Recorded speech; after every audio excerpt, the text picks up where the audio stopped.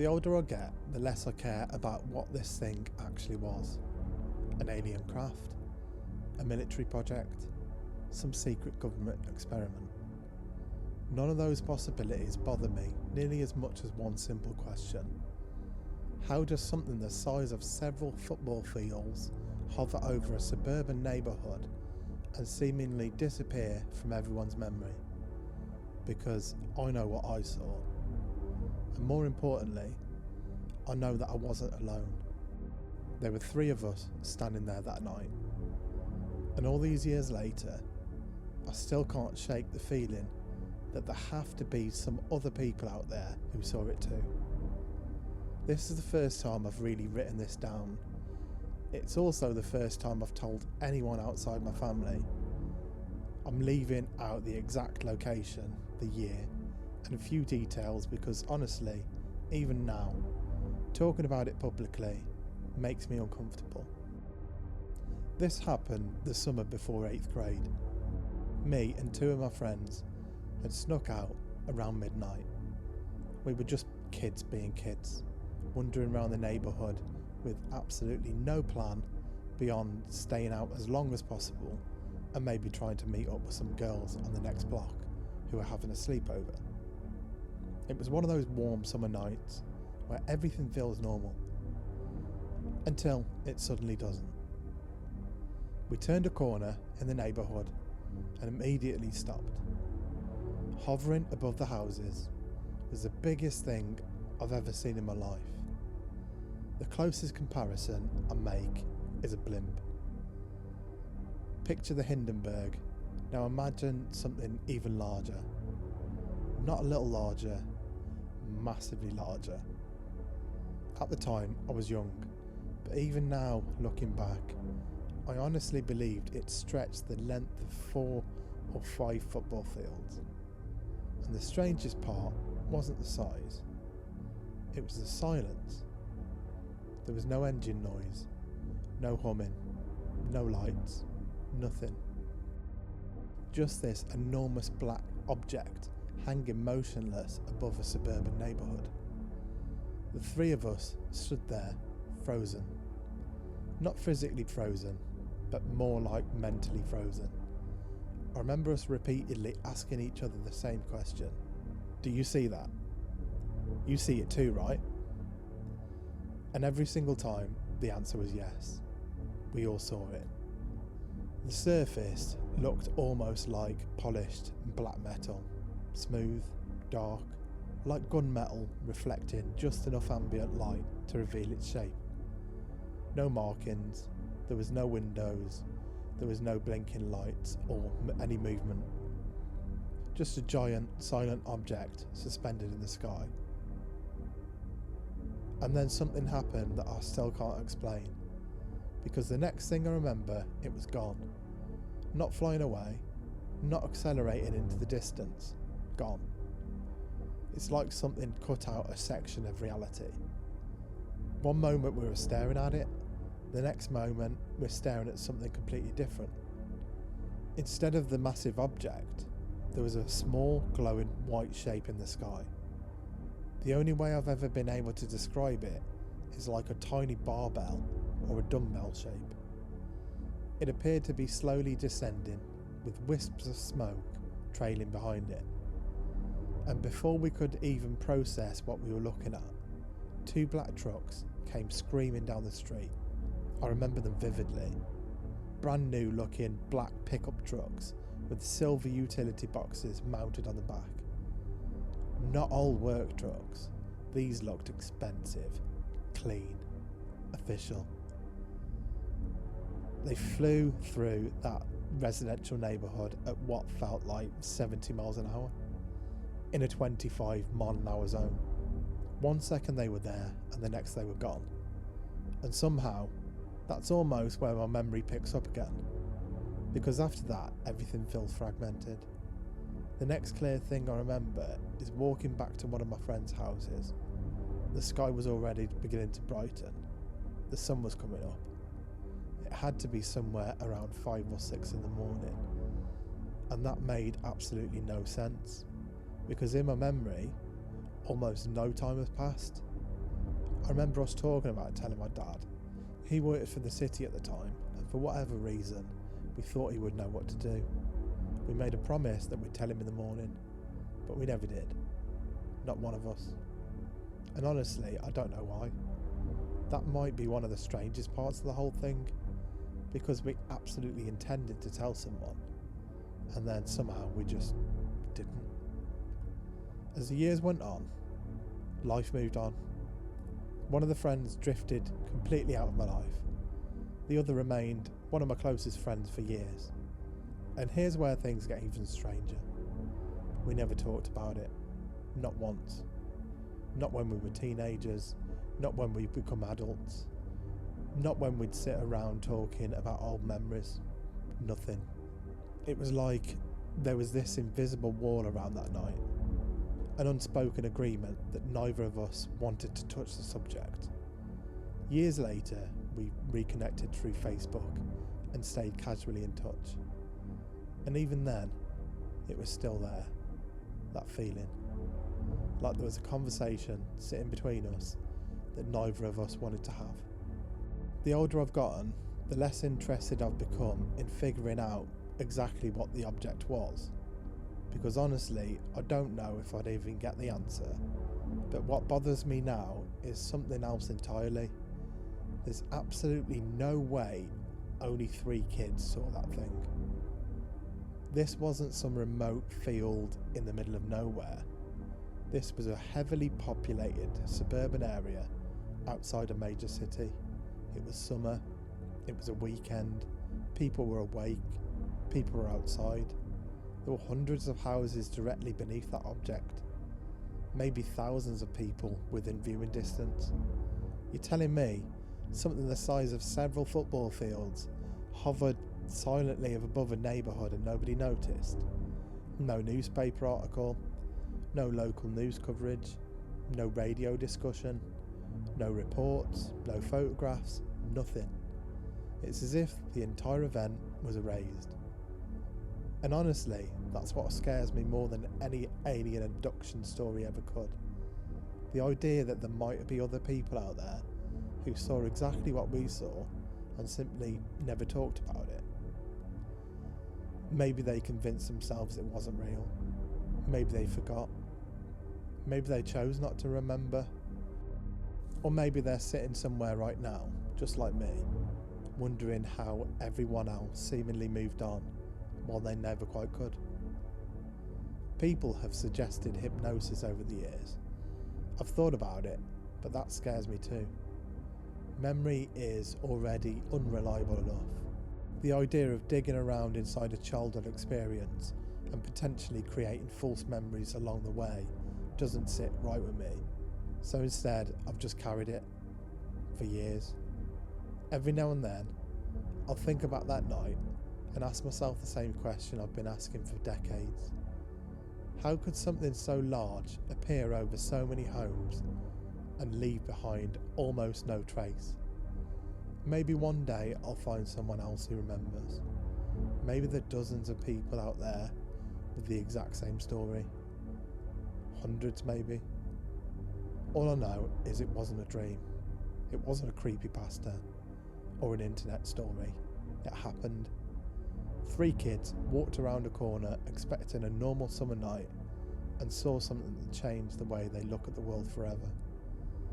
And after all these years, I still don't believe we were the only ones looking up.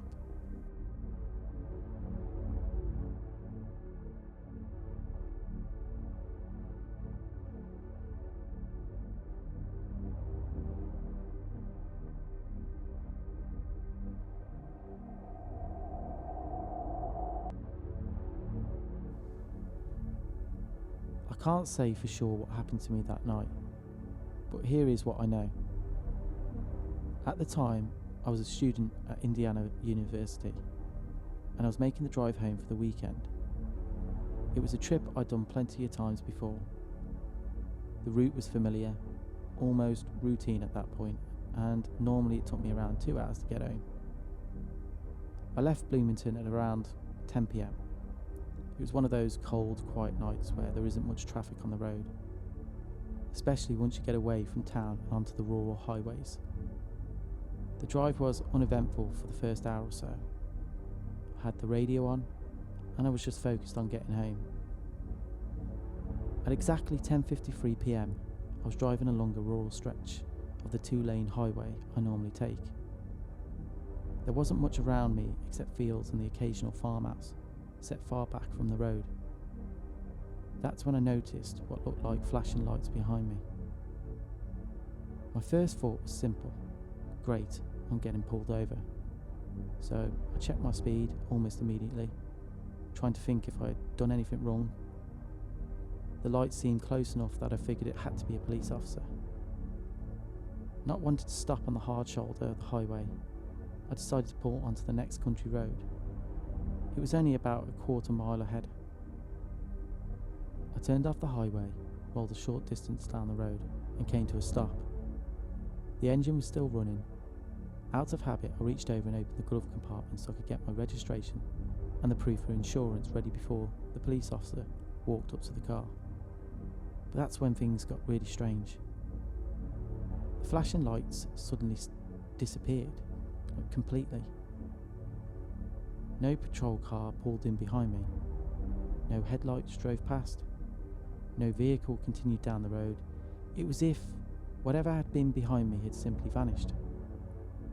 I sat there for a few seconds, staring into the rearview mirror, confused and trying to make sense of what I'd just seen.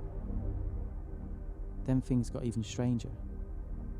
The electronics in my car started acting completely insane. The radio began changing stations by itself. So 1 second it was on the rock station, and the next it was scanning through channels at random. The volume kept jumping up and down on its own, and at the same time the dome lights started flickering. Then the headlights flickered.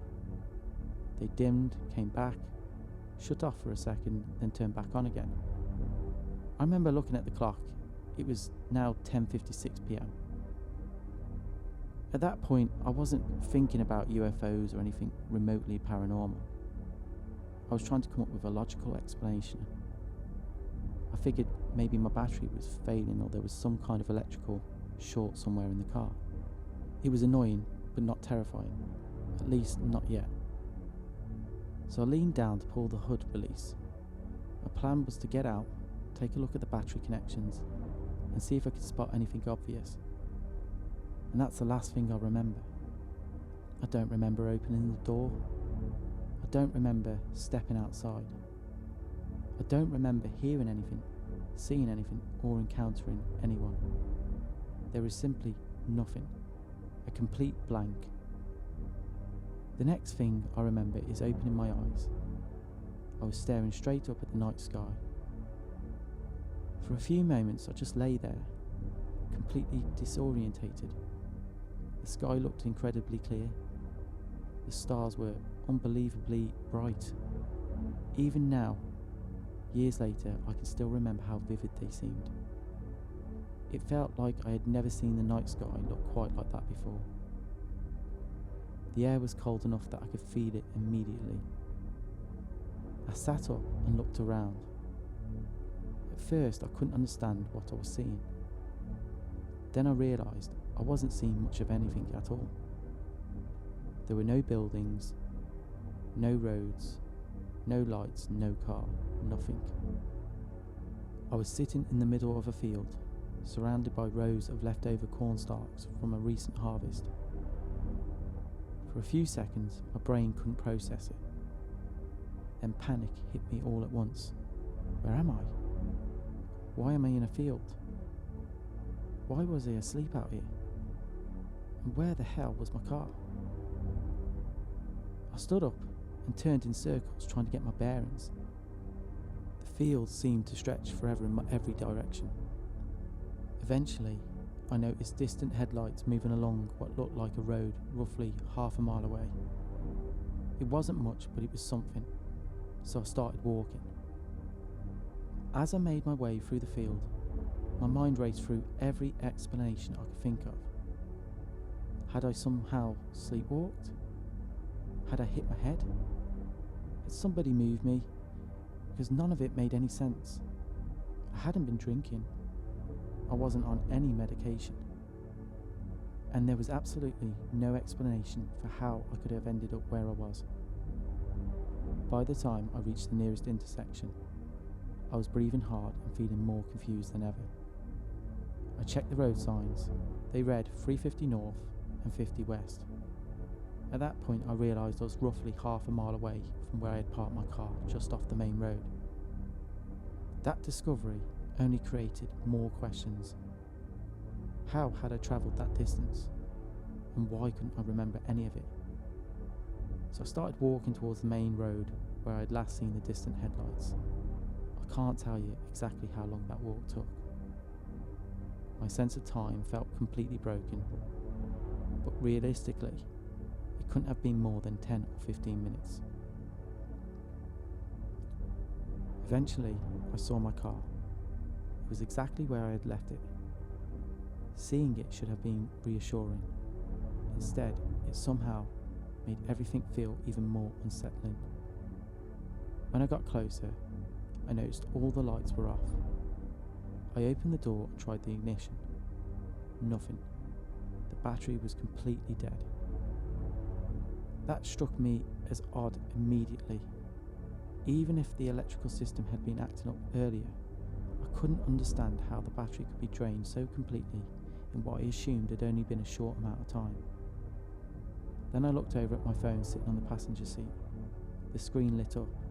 It was 2:17 a.m. I stared at it for several seconds because I honestly thought it had to be wrong, but it wasn't. More than 3 hours had passed. 3 hours. The last thing I clearly remembered was reaching down to pop the hood release at 10:56 p.m. Now it was 2:17 in the morning. I was missing over 3 hours of time. I remember sitting there in complete silence, trying to process what I was looking at. Nothing about it made sense. I kept replaying everything I could remember, over and over again, searching for some detail that would explain what had happened. There wasn't one. After sitting there for around half an hour, I finally remembered the practical problem I still had to deal with. My battery was dead.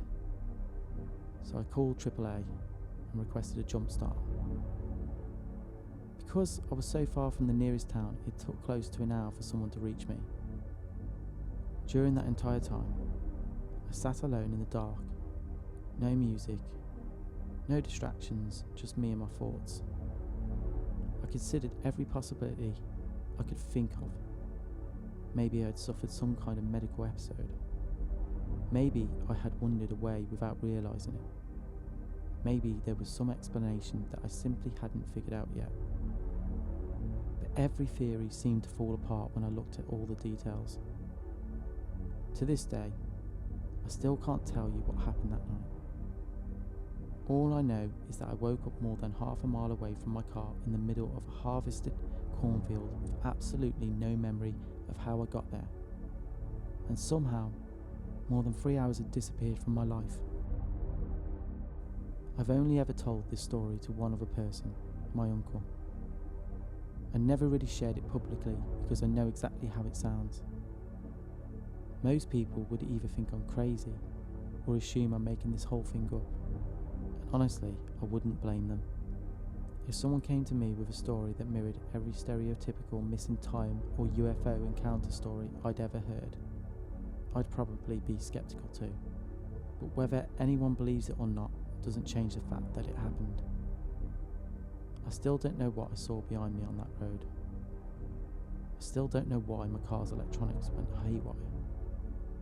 And I still don't know where those missing 3 hours went. All I know is that on that quiet drive home from college, something happened that I have never been able to explain.